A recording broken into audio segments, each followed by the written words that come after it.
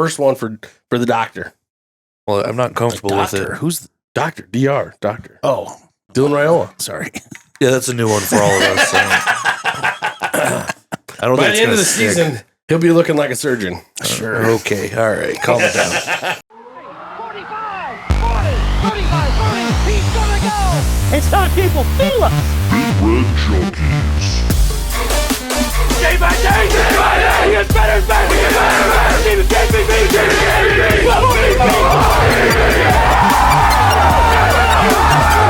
If we die, we die. Man, woman, and child in that. Put them in the aisle. Bring that trophy back to Lincoln. Welcome into the Big Red Junkies. I am BJ. This is Matt. This is Jed. We are kicking off the 2025 season, previewing Cincinnati. Game week. Fucking game week. Fucking game week. It's finally here. Been waiting all goddamn summer long. Last week when we did our little defensive show that we talked about, it was one of those, like, we got about halfway through it and we realized, like, all we want to do is talk about the game. So we kind of just had to stop. We were just waiting for today. And the really nice thing is it's a short week. Thursday game. We don't even have to wait all week. Don't even have to wait all week. Thank God. Yeah. It's going to be interesting. I know Matt's going down. Yeah. I wasn't able to get a sitter situation figured out. You're not going down either, are you? You got work stuff going on? Oh yeah, always. I'll be sure to send you guys lots of pictures of me and my beer having a good time. Well, Watching us kick their ass. okay. Please, before we jump in here, guys, if you haven't already, subscribe to the show, hit that notification bell, and give us a like. Drop a comment in when you find us saying something stupid or something you really like. Let's jump in on the offensive side of the ball here. I want to hear what Cincinnati's bringing to Arrowhead. Well, offensively, they're bringing, it looks like about what they did last year to the game. They're bringing their quarterback back. He had a decent year last year, 18 touchdowns, 64% completion percentage, just under 3,000 yards on the season. So he's coming back. He should be, I expect, just as good, if not a little bit better. As you get older, you get better. His numbers were very comparable to Raiola. Yeah, super comparable. He looked, yeah. How old is he? He's a just second year or third year? Well, This will he's be like his a third senior year. this year. He is, okay. I think he is. I don't remember exactly, but anyway. So they're bringing him back. The other really big name that we should be looking for is their tight end, Joe Royer. He is like an All-American type tight end. Yes. He'll get drafted pretty early. In our pre-show conversation, you were talking about how he might actually be the best tight end that's ever come out of Cincinnati. He's absolutely going to be the top tight end to ever come out of Cincinnati. I mean, I don't even think anybody would be close. no. No, not even close. Well, he's going to, by the time this year's over, he's going to hold all the tight end records. Wow. He's already like right there anyway. So, Yeah, I mean, he had 50 receptions last year. yeah. So he Jesus. touched the ball a lot, and he averaged over 10 yards That a also catch. tells me they use their tight end a lot. Yes. Yeah, so he'll kind of be a focal point, especially because they lost, I think, their top 3 receivers from last year. 3 of their top 4, yeah. So they brought a couple of guys in that, I mean, they look promising. They're big. They've got that young kid coming in from, I forget what high school he was in, but he was like 5'8" in high school, and now he's up to 6'5" already. Yeah. The transfer from Lindenwood. Yeah. So he'll probably in be 1 year he grew like that? He'll probably be 6'7" or 6'8" by the time the game starts. I don't fucking know. And he runs like this. Seriously. But the guy can catch everything. It's crazy. So I mean, they should have a decent receiving core. I don't know a ton about them, honestly. The one kid coming from A&M, he didn't play much, so we'll kind of get a new look for that. But he's looking for revenge because he played at Louisiana Tech the year that Louisiana Tech was here. Cyrus Allen. Oh, okay. He had a really big game against Nebraska. Yeah. So what would that have been 2 years ago or whatever it was? He feels like he knows the blueprint, huh? Yeah. I think that was that game that got rained out halfway through, and we all came back in for. Yeah. Well, I'm glad that somebody was there upset that they were losing. And then they've got a Wisconsin. I was physically at that game. Yeah, physically. You were a lot more coherent for after the rain stopped than before. It woke me up. Yeah. So I think that was the game where he was sleeping on my shoulder. Yes. Oh my goodness. Yes, I was. I was not there for this one. Running back side of the room, and middle of the road running back coming in from Wisconsin. I don't know how to pronounce his name. Tywee Walker. Yeah. Again, don't know a ton about him. He's big. He's a big guy. He runs downhill. So You'll notice the one thing I haven't talked about much, their offensive line. That is their big question mark on offense. They only have 2 guys returning. The other guys that they brought in, they're mostly transfers. They haven't played together. They don't have a ton of starts for their offensive line. Nope. So it'll really come down to whether or not they can actually keep their quarterback upright as to whether or not this is a competitive game. So this isn't going to be looking at strength versus strength when we're comparing O-lines? No. I don't think not comparing O-lines, no. No. It might be a decent matchup for what is one of our weakest links, at least what we assume to be one of our weakest links. One of the things that's going to help an inexperienced offensive line, for Cincinnati at least, is that Sorsby can run. Yeah. He had 9 rushing touchdowns last year. He had 440 yards or something like that last year. Yeah, he had 9 rushing touchdowns last year. So he is a mobile quarterback. So, you have the inexperienced offensive line that we might be able to run through as far as our defense goes, but he is a mobile quarterback. So, gotcha.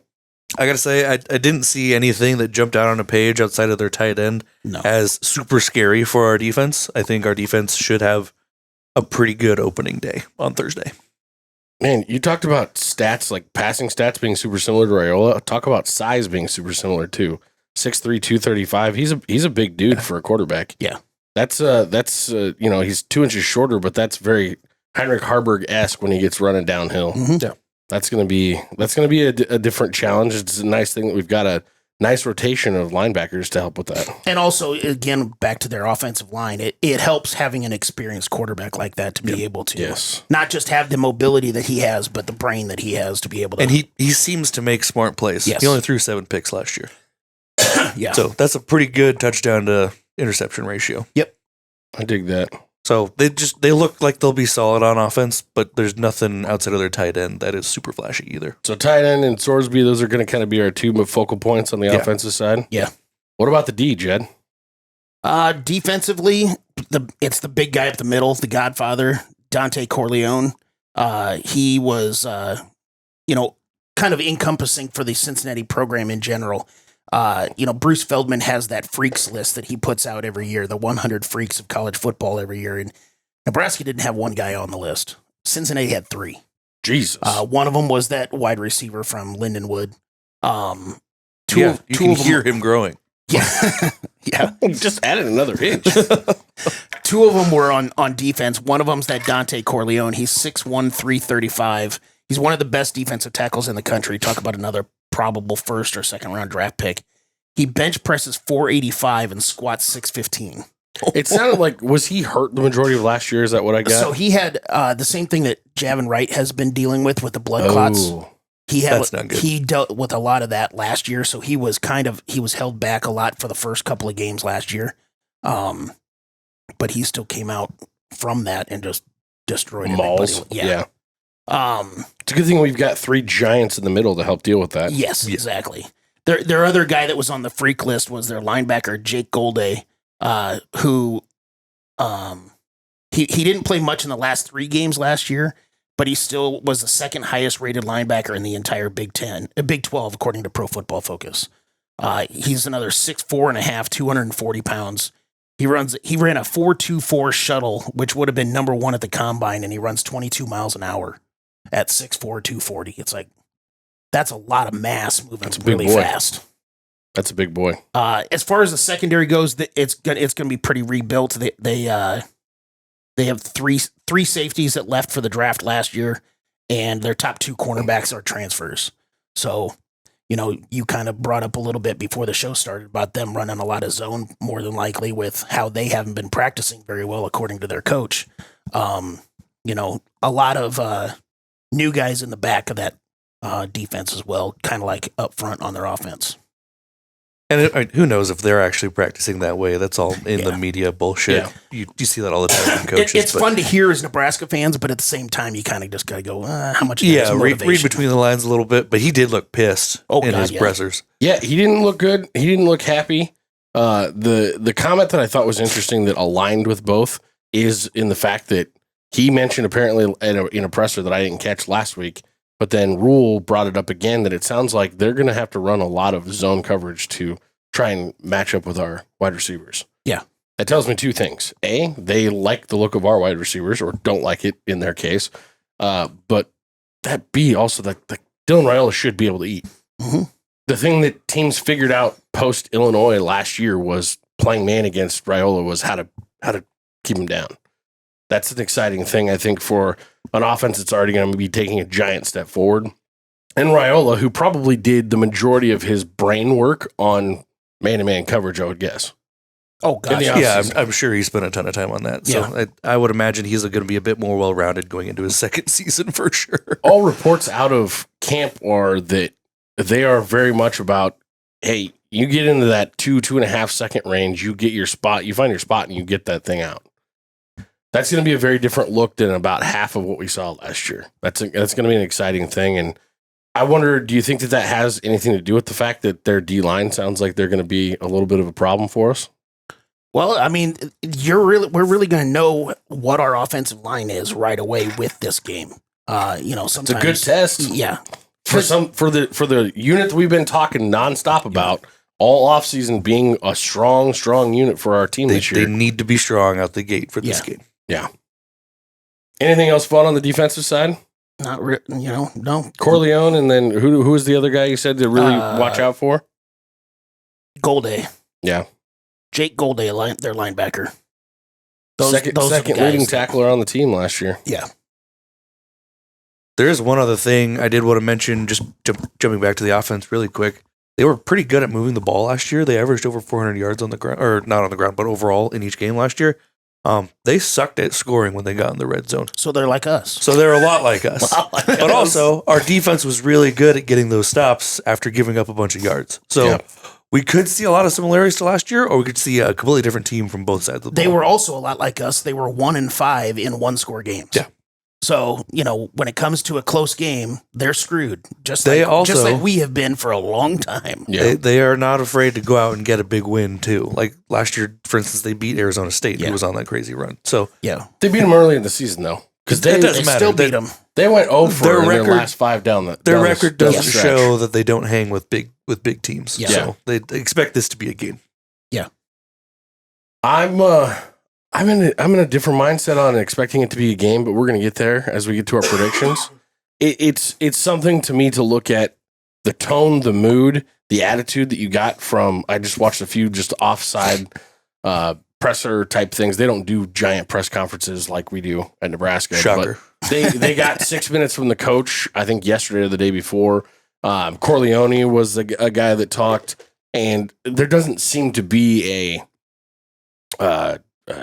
any sort of intensity or any sort of excitement about coming into this game. That doesn't look good when you're just looking at emotion side of things, especially when you have a coach that seems unhappy with the way both of their last 2 scrimmages have gone. Yeah. So that makes me feel pretty good coming off of 5 straight L's for them at the end of last season. And a lot of questions to get answered on a bunch of new people they're trying to fit in. Mm-hmm.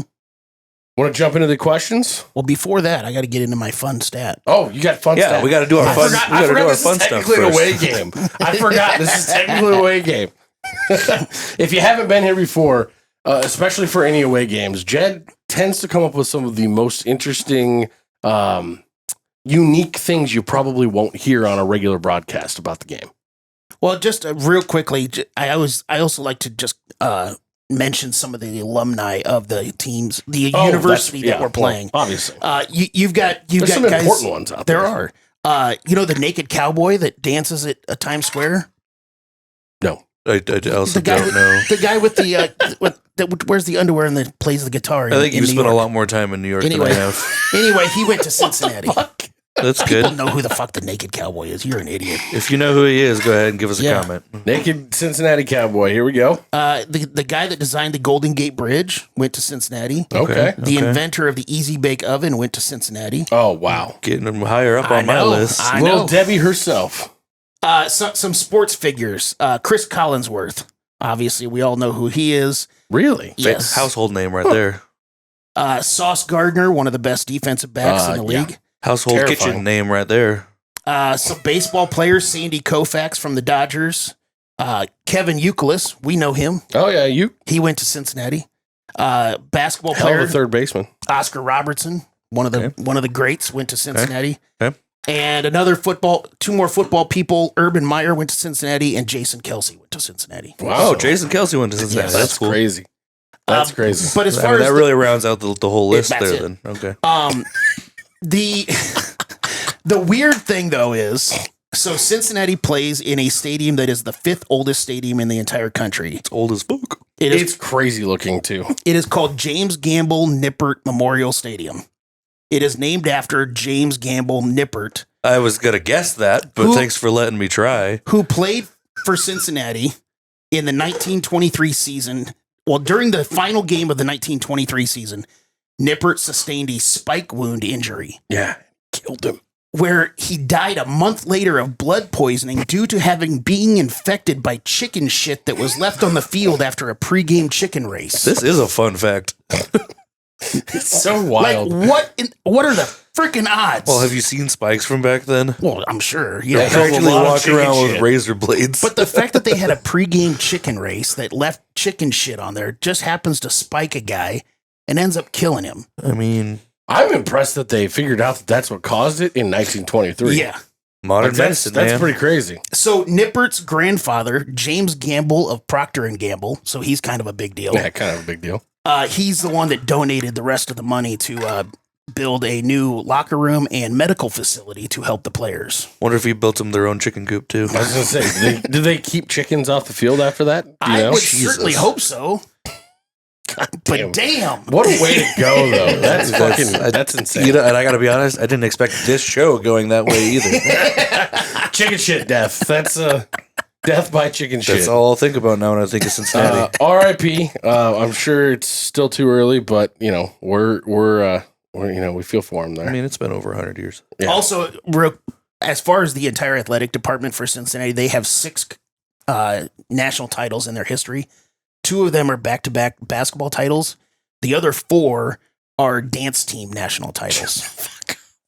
So, Nice. go Bearcats. Like, they're a powerhouse. Wow, powerhouse dance team. Let's go. Bear down. All right. Bear down.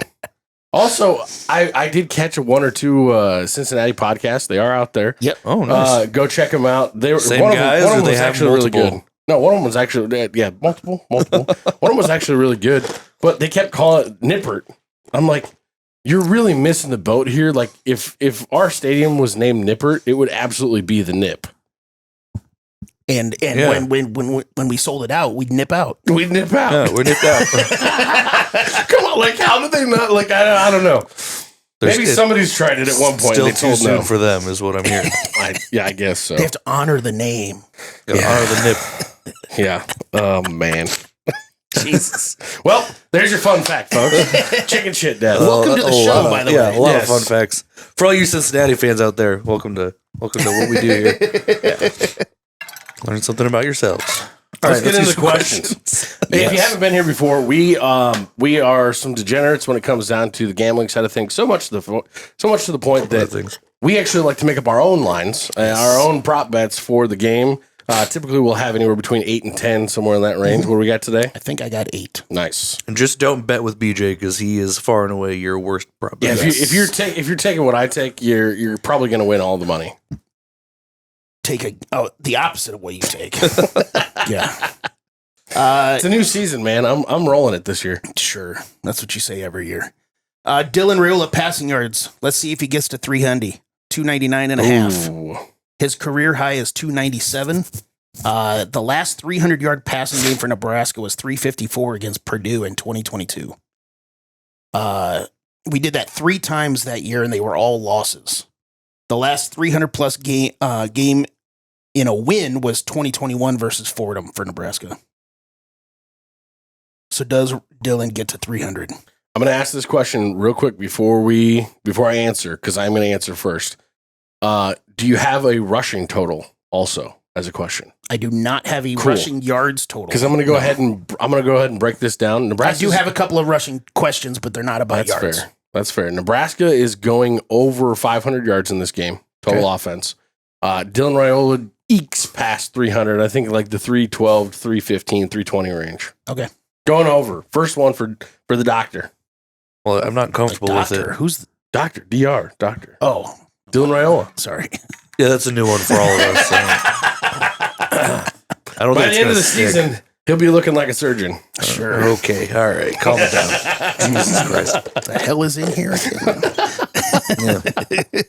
I'm not comfortable with it, but I'm taking the over too. I don't think their secondary is going to be that great. I think Raiola is going to get a chance to show everybody what our receivers can do, and I don't think we should hold back on it. So we're going over. Also, if they are truly going to try and sit out there and play zone the entire game, that's not gonna bode well. And Corleone is not going to be able to beat up our offensive line enough that it's going to stop them. So I'm going to go just barely under. Kind of is going to go along. You're still thinking a good game though. Oh, 100%. I mean, he's going to get 275 ish. You know, right. Also, around it that just area, if we can get closer in the first half, that'd be good. Because if we do put up a bunch of yards on them and this game gets out of hand, they'll pull them out. Yeah. Well, I even if they don't pull him out, I think they're going to throttle it down a little bit. Yeah. So I'm curious. So we haven't addressed the depth chart coming out yet. We haven't addressed the fact that they've done captains yet. We're gonna get to that here before the end of the show. But depth chart wise, seeing TJ Lateef on there as a true 2, he's not even an or with old granddad. I'm curious what your thoughts are. That's a pretty clear sign they're not anticipating redshirting him this year. oh no, I think they absolutely will redshirt it. He's only going to You play think so? 4. Yeah, if at most, yeah. But this is one of those. Sorry, this is one of those games where you can bring somebody out who's you intend to redshirt. That's You fair. get a decent look at them. It's the beginning of the season. They can get a couple games in. They can put their shirt on them and get them out. I think it all depends on, I don't necessarily look at that depth chart as far as the quarterbacks go, where I say the second quarterback in is absolutely TJ Lateef. Depending on the scenario fair. of what happens, it could be, like if Raiola has a helmet that just pops off and he needs to go out for one play. They're not going to burn a red shirt for that. That's what I'm talking about. So, just because it says 2, that doesn't. There are scenarios that I believe that would not necessarily mean that he's the next guy out there. That's fair.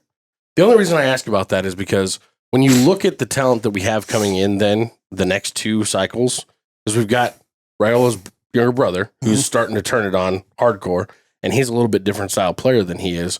But then you also have Trey Taylor who's coming in 27. There's I just from a timeline perspective, it almost makes sense for Lateef to not redshirt so that he has an opportunity to try and play as much as he possibly can and get more of that experience and try and be a true starter by the time Raiola leaves after next year. I don't know. I was just curious what you guys' thoughts were. I just on think that. it's scenario dependent. That's very fair. Hopefully we don't have to find out and Raiola can play all 13, 15 games this year. I agree. Question number 2. Carries by running backs not named Emmett. Ooh. I got the number at 11.5. Ooh. The That's a lead- good number. The leading running back last year had 13.5 carries per game. Other running backs had 11 per game last year. So that's kind of what, I went back and looked at that. I just put it at the number that it was last year. Let me ask you this question. Do you guys think that there is an Anthony Grant or not Anthony Grant, what's his name that went to Kentucky? Dowdell. Dante Dowdell. Yeah. Is there a Dowdell on this team in this running back room this year that is going to be taking those inside the 10-yard line bulldozer reps? I don't think we know yet. Yeah, we don't have somebody who's clearly outsizing everybody else, if that's what you're asking. Sure. I haven't seen enough out of what we've seen from practice. Yeah. So- The other running backs have a combined total of 6 college carries. That's fair. So it's. But I mean, one of them was a true freshman. So Yeah, size-wise, none of them were jumping off the page as, he should be our third down back. So one more qualifier. Touches or carries? Carries. Carries. I'm going to go with the under. Okay. I'm going to go with the under on that. And I'm going to take the over because I expect... Because he took the under? No. I mean, it's a safe enough bet as it is. That's exactly what it was. The actual reason is if we're able to get up and we do start winding things down, I don't expect Emmett to take all of those hushbacks. So, I mean, we'll get some guys in there and they'll get the ball because we're burning some clock at the end of the game. That's fair. That's the thing that scares me. I really want to take the under because I think that they're going to kind of maybe showcase Emmett. He is our back this year. Yeah, I think they're going to showcase Emmett in this game, both catching and running the ball. But I'm fearful of the potential of the fourth quarter running If back you have the opportunity, runs. get some other guys out there and see what they Exactly. can do. Yeah. I'm going to reluctantly take the over, but I think it's going to, I want to take the under. Question number 3. Let's see. Hit the wrong button there. Sacks by Nebraska's defense, 4.5. Ooh. Cincinnati only allowed 1.5 per game, but we've already talked about how their offensive line is complete newbie this year. They never allowed more than 4 last year. Nebraska averaged 2.3 last year, only had over 4.5 twice last year. I feel like I have all these extra questions that are coming up. You do have a lot of specifically questions. because Like you're of asking a what lot of the way questions. he's asking this. So, what do you guys make of the fact that Cam Lenhart is our most senior D lineman coming in this year, and he's supposed to be really, really good, and Winery got listed ahead of him? I don't take anything of it. Nothing? No. I think we will have all of them on the field about the same amount of time. Do you think it's a good thing on the Winery side of things or a bad thing on the Lenhart side of things? Yes. Or neither? The Neutral? former. Yes. I think if it's anything, it's a good thing. I think it's a little bit of both. Yeah? Yeah. Fair enough. Because I'm going into this year like we did a couple of years ago where we said we need Nash to be the guy that we recruited him. We need Ty to be the guy that we recruited him. We need Cam to be the guy that we recruited. True. And not that I think that it's an end all be all. If he's not, then we suck or anything like that. But we need Cam to be the guy that was the freshman All-American. Yeah. So I think it's if that is the case where Winery beat him out completely, that's not good for Cam, but it's also really good for Winery. So I'm just not that concerned about who starts the game I'm not either.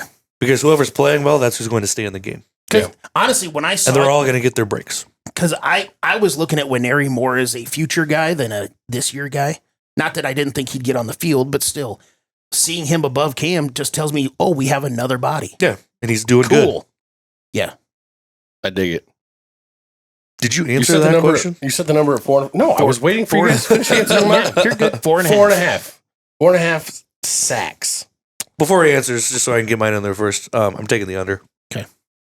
5 is just a lot, It is. 5 is a lot. especially for defensive I almost line. put this at 3.5, but I'm just thinking with that new offensive line. Yeah, well, it's a lot of uncontrolled variables Yeah. on that one because we got a lot of new guys on the D line too. Mhm. 5 is still a lot. Yeah. For 60 minutes, so I'm taking the under. 5 is a lot. If you would have gone 3.5, I would have taken the over, but I am going to go under just because I think 4 is a good number there. Okay. With the lack of experience on the offensive line, just because they haven't played a ton and just because they haven't played a ton together doesn't mean they aren't going to be good.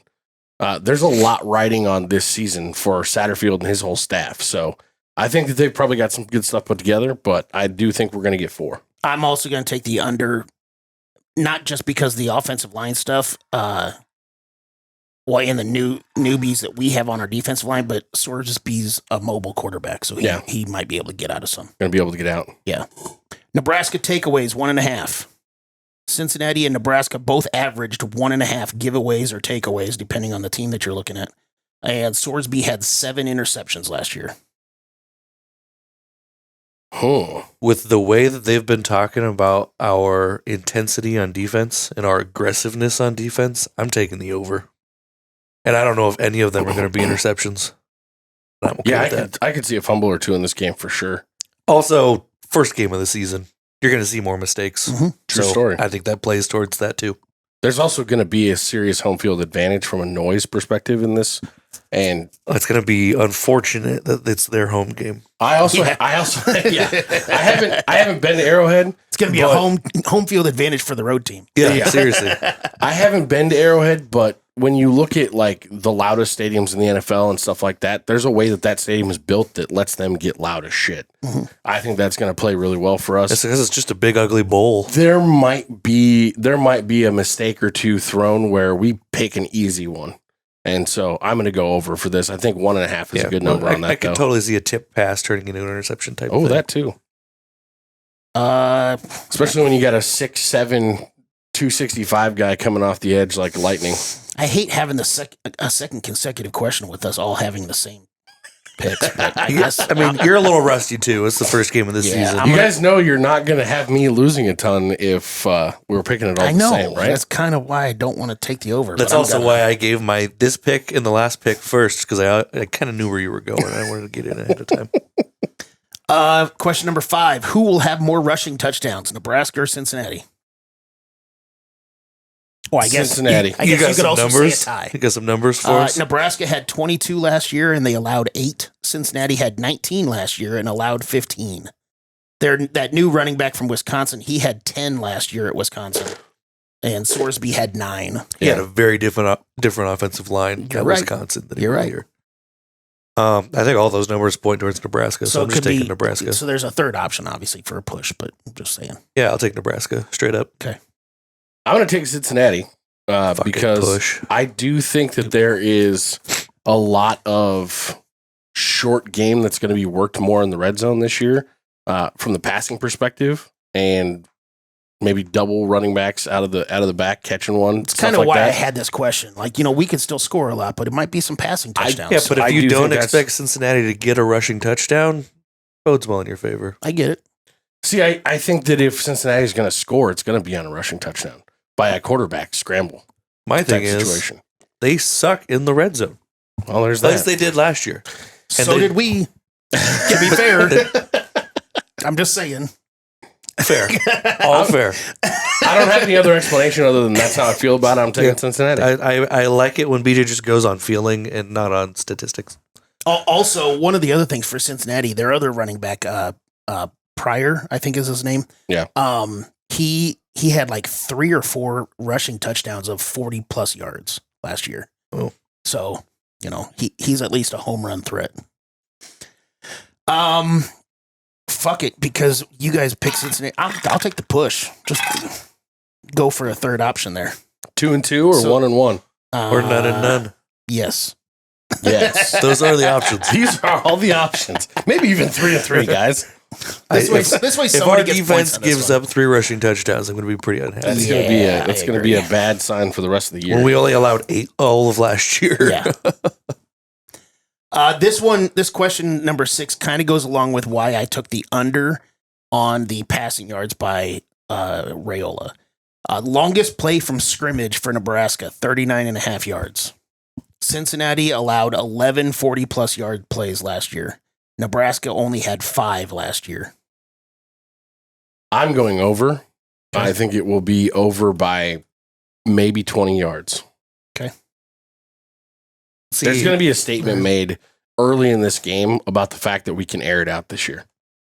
I think you might even see it on an initial play, maybe an initial 2 or 3 plays, scripted, some sort of a look. Dylan's mobile and he's rolling out and he's chucking one down 30 or 40 yards to a guy who happens to be trotting wide open.